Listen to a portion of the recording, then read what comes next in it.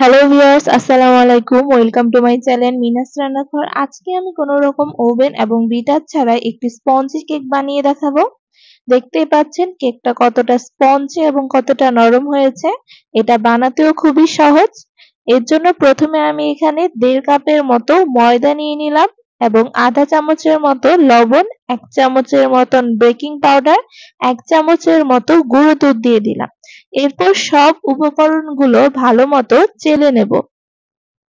উপকরণগুলো ভালোমতো চালা হয়ে গেছে। এবার একটি আমি বলের মধ্যে নরমাল টেম্পারেচারের মধ্যে রাখা 2টো ডিম নিয়ে নিলাম। তারপর ডিমগুলো ভালো মতন একটি হ্যান্ড ওয়াশ দিয়ে ভালোমতো ফেটিয়ে নেব। আপনারা চাইলে এখানে কাঁটা চামচও ব্যবহার করতে পারেন। তারপর এখানে আমি 1 কাপের মতো চিনি ব্যবহার করেছি।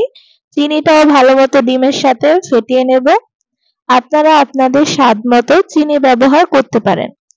এভাবে আমি 10 মিনিটের মতো ভালোমতো ফেটিয়ে নিয়েছি। তারপর এখানে আধা কাপের মতো তেল দিয়ে দিলাম। এখানে আমি সয়াবিন তেল ব্যবহার করেছি এবং 1 চামচের মতন ভ্যানিলা এসেন্স দিয়ে আবারও ভালোমতো 5 থেকে 10 মিনিটের মতো ফেটিয়ে নেব। এখানে কিন্তু আমি কোনো রকম বিটার ব্যবহার করিনি, একদম সম্পূর্ণ হাতেই এটা তৈরি করছি। এবার আগে থেকে চেলে রাখা উপকরণগুলো অর্ধেক অর্ধেক করে দিয়ে ভালোমতো আস্তে আস্তে করে মিশিয়ে নেব। বাকিটুকু উপকরণও আমি দিয়ে দিলাম। এবার বাকি উপকরণগুলো ভালোমতো মিশিয়ে নেব।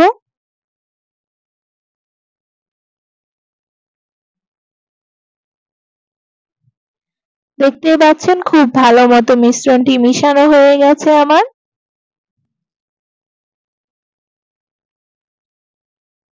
এবার একটি মোল্ডের মধ্যে আমি এখানে সামান্য সয়াবিন তেল দিয়ে কাগজ দিয়ে দিলাম। তারপর আগে থেকে তৈরি করে রাখা ব্যাটারটা এটার মধ্যে ঢেলে নেব।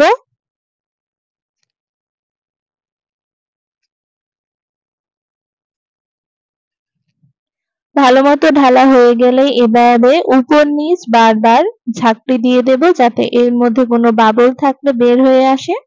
এবার আমি এখানে একটু স্বাদের জন্য আমি এখানে বাদাম ব্যবহার করেছি। আপনারা আপনাদের ইচ্ছা মতো যে কোনো বাদাম ব্যবহার করতে পারেন। তারপর এখানে আমি কতগুলো কিশমিশ ব্যবহার করেছি। এবার আমি একটি প্যান চুলোর মধ্যে নিয়ে নিলাম এবং একটু গরম করে এর মধ্যে একটা কাগজ দিয়ে দেব এবং একটি স্ট্যান্ড দিয়ে ওই কেকের মলটি বসিয়ে নেব।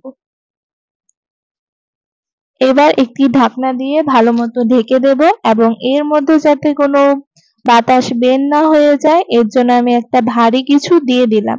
এভাবে 20 থেকে 25 মিনিট পর আমার কেকটি দেখবো ভালোমতো হয়ে এসেছে। এর জন্য আমি এখানে একটি কাঠি দিয়ে দেখলাম এর মধ্যে কোনো কিছুই লেগে আসছে না। সো আমার কেকটি ভালোমতো হয়ে এসেছে। এবার এটি নামিয়ে নেব। একটা প্লেটের সাহায্যে ভালোমতো উল্টিয়ে মোলটি উঠিয়ে নিলেই কেকটি হয়ে এসেছে।